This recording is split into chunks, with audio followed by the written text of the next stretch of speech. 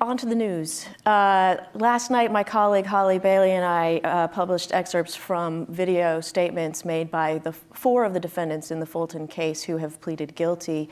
Was it a surprise to you that those videos got out? And also, it might not be a bad thing for you to explain to the public, what is a proffer statement? So my team in the particular case that those got out, we had already filed to have a protective order where discovery in the case would not get out. So surprising, no. Disappointing, yes.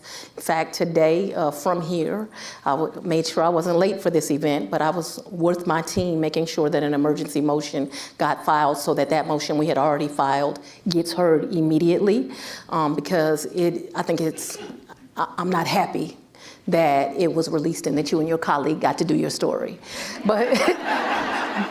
But that, we don't always agree. That's okay. But that being said, I think that it is important for people to understand in general, and so we'll do it in the context of Atlanta Public Schools.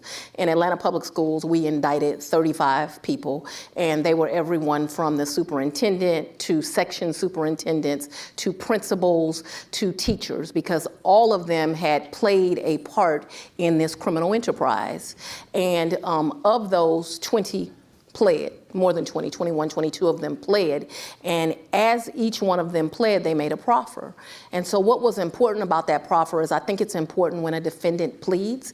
One of the reasons that prosecutors will give a less sentence when someone pleads is because it's very important that you take responsibility for what you did, right? So there is that, I took responsibility for it. But you also then have to admit and confess as to what you did, what was your part, and who did you do it with. And so— And it leads you up the ladder in some cases. It often leads you all the way up the ladder, and it tells all the way up the ladder. All the way. I want to get to the top of the ladder. The DA in Fulton County always want to get to the top of the ladder.